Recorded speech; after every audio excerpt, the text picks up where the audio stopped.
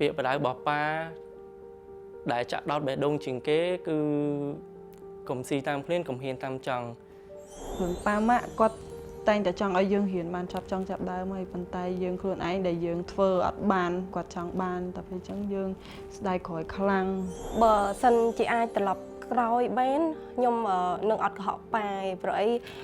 ពេលដែលខ្ញុំកុហកគាត់ទៅខ្ញុំមានអារម្មណ៍អាណិតគាត់ថាយើងអត់កត់អីពេលចុះបញ្ចប់យើងឈឺដដែលអញ្ចឹងខ្ញុំមានអារម្មណ៍ស្ដាយក្រោយខ្លាំង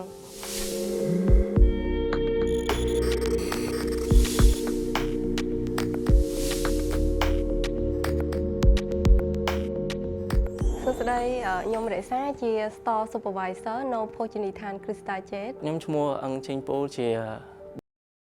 ភោជនីយដ្ឋាន Crystal Jet ខ្ញុំផានីជា Store Supervisor នៅភោជនីយដ្ឋាន Crystal Jet អនុស្សាវរីយ៍មួយប៉ា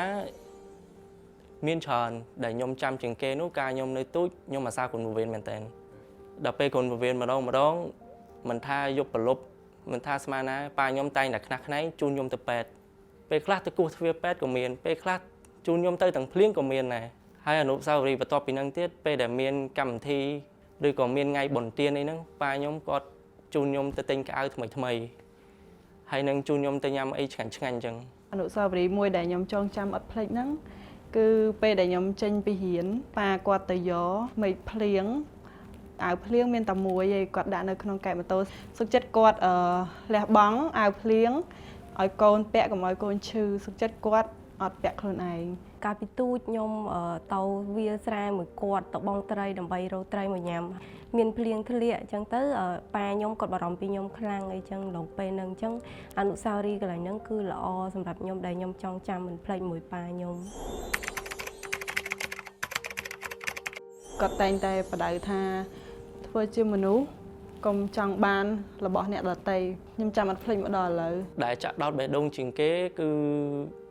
កុំស៊ីតាមភ្លានកុំហ៊ានតាមចង់ពេលដែលខ្ញុំកាន់តែធំកាន់តែយល់ច្បាស់ពីពាក្យបដៅរបស់ប៉ាហ្នឹងតាំងពីទូចប៉ា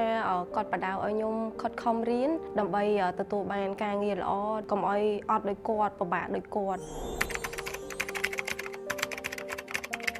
តាំងពីដើមខ្ញុំកុហកប៉ារឿងញ៉ាំបាយថាខ្ញុំ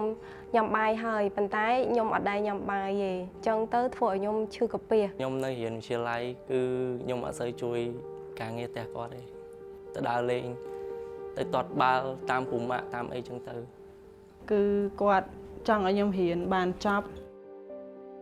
ស្ដាយបំផុតគឺខ្ញុំអត់បានដោយអ្វីដែលគាត់ចង់បានទាញពេលវេលាថយក្រោយត្រឡប់ទៅវិញបានខ្ញុំនឹងបំពេញបំណងកុំឲ្យគាត់ខកចិត្តមកលើខ្ញុំអញ្ចឹងណាសម្រាប់មុខម្ហូបនៅភោជនីយដ្ឋាន Crystal Jet មុខម្ហូបដែលឃើញមុខម្ហូបហ្នឹងហើយខ្ញុំនឹកឃើញប៉ាខ្ញុំទី1នោះគឺទាខ្វៃប៉េកាំងទី2សាច់ខ្វៃ3មុខនិយាយទៅឲ្យតែឃើញមុខម្ហូប2មុខហ្នឹងខ្ញុំនឹកឃើញដល់ប៉ាខ្ញុំហ្មងប៉ាខ្ញុំគាត់ចូលចិត្តភាសាសាច់គោហើយនឹងត្រីអញ្ចឹងពេលដែលខ្ញុំដើរកាត់កន្លែងចុងភៅគាត់ឆាឡើងឲ្យភ្ញៀវអញ្ចឹងគឺខ្ញុំនឹកឃើញប៉ាជាងគេគាត់ចូលចិត្តភាសាបើខ្ញុំគិតថាបើសិនជាប៉ាគាត់បានមកញ៉ាំម្ហូបទាំងអស់ហ្នឹងនៅ Crystal Jet គឺគាត់នឹងសប្បាយចិត្តហ្មងគឺសាច់គោឆាម្រេចខ្មៅទី2បកាអំពងចំហុយខ្ទឹមសតាំងពីទូចមកប៉ារបស់ខ្ញុំគាត់ចូលចិត្តឆាឲ្យខ្ញុំញ៉ាំឈ្ងុយក្លិនសាច់គោមកគឺខ្ញុំនឹកឃើញដល់ប៉ាហ្មង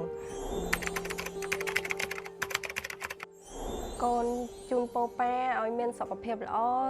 តើណាមកណាមានគេស្រឡាញ់ចូលចិត្តច្រើនជូនពរឲ្យប៉ាអាយុវែងមានសុខភាពល្អហើយជាម្លប់ដល់កូនចៅរហូតក្នុងឱកាសទិវាលោកឪពុកខាងមុខនេះចង់ជូនពរប៉ាឲ្យមានសុខភាពល្អ